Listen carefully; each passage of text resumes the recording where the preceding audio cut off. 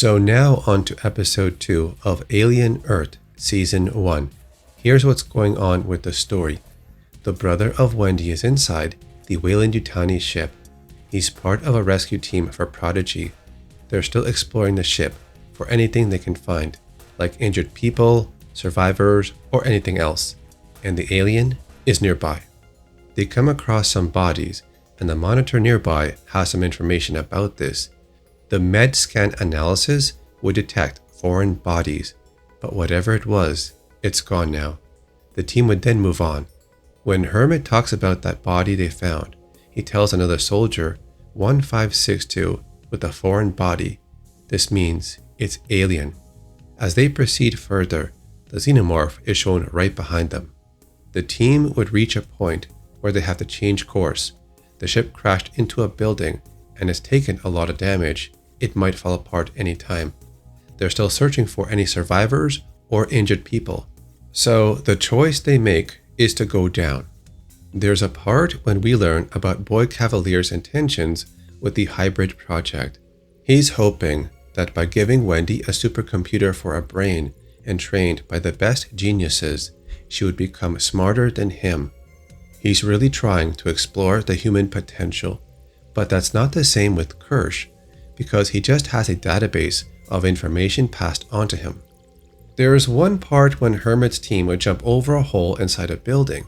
Their mission is to look for any survivors or injured people, but when Hermit is the last one to jump, the alien shows up in the ceiling behind him.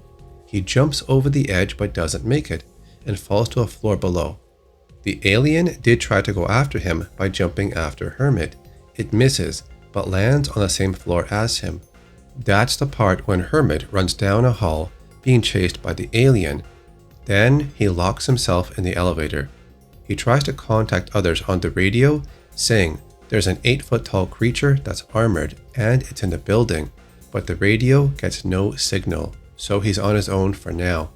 Meanwhile, the other soldiers that were with him saw the alien, and we see them running to search for him.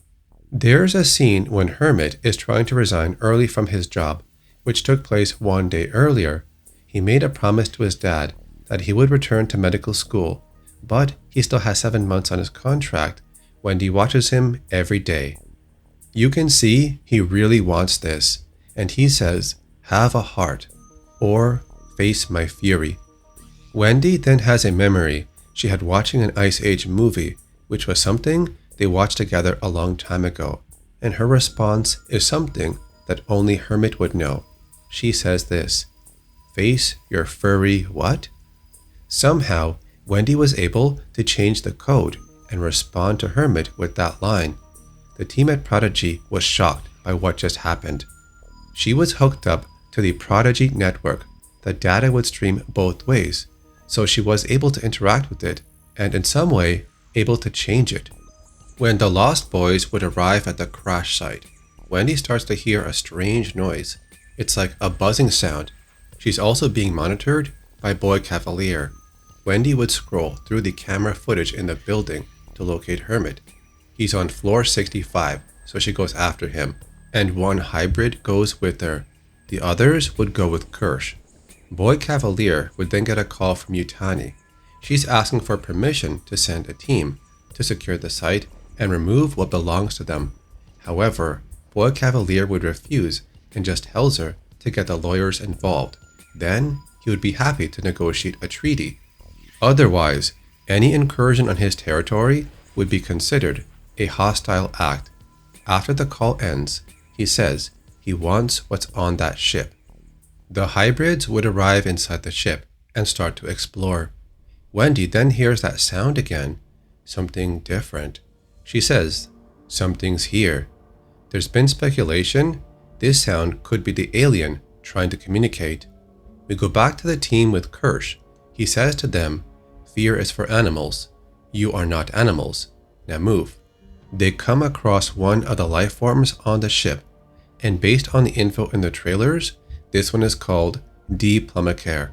Kirsch tells the team to find something to capture this. 3 of the hybrids would search around together. They would find the bodies of the 2 soldiers that were cuffed to the pipe, and the slug creature drained them completely. it then runs away. This team would find a cat in the same room. It's crawling around with only its upper body, and it's got one eye that's already been replaced by T. ocellus, another creature we knew about from the trailer. This life form would then release its hold on the cat as it looks towards the hybrids. It tries to attack one of them, but she's able to get it off her hands and throw it on a table, which is then covered to keep it from moving. Even though they are hybrids, they seem to be unprepared for this mission because their minds are still young with no training in combat. This next part is kind of strange. Hermit is found by a soldier who then finds a group still having a party. Did they not feel the building shake when the ship crashed into it? Well, the soldier tells them to evacuate, but the man ignores them and shuts the door. When they got to the door, there's a statue behind them. But after the encounter with the man at the door, the alien appears on the statue and approaches the soldier, then takes him out. The alien attacks the soldier with its inner jaw and flings his body around, as the gun he's holding is firing off rounds. The man in the party opens the door and sees the alien. He runs inside as the alien throws the body onto Hermit. The alien runs inside the room and attacks everyone. Hermit would take the weapon from the soldier and look around.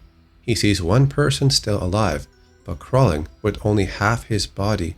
The alien jumps towards him from a ledge behind him and gets a hold of Hermit.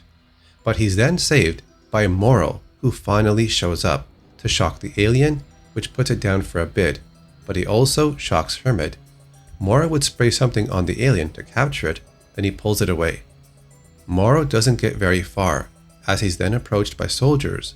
The situation is suspicious, so they cuff him. Moro says this creature can sense fear. The alien breaks free and attacks the soldiers. The alien stays behind Moro, just waiting. It's the part when his blade comes out of his knuckles, but the alien spares him and leaves to attack others. It's unclear why he was spared, perhaps because he's a cyborg or some other reason. It then goes back to this scene here.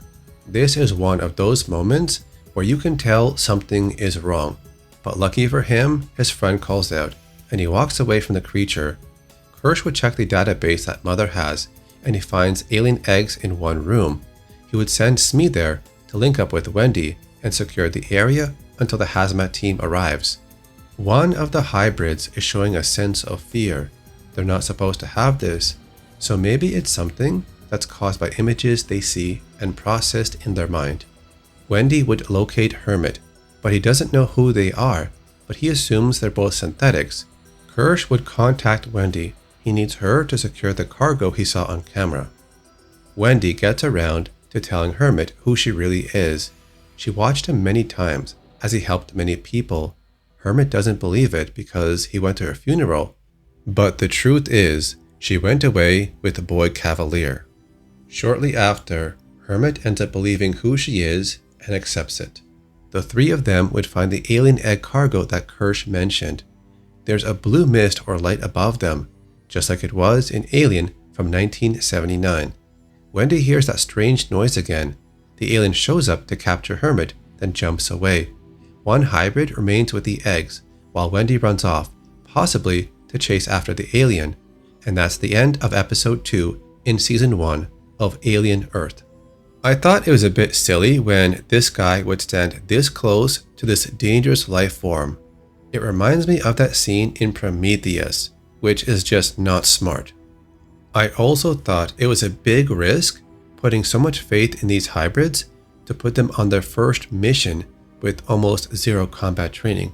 Or even if they did have any combat training, it did not show during these encounters. It was different. So that's what happened on episode 2 of season 1 in Alien Earth. I like it so far, but what are your thoughts? Tell me in the comments and I'll see you on the next one.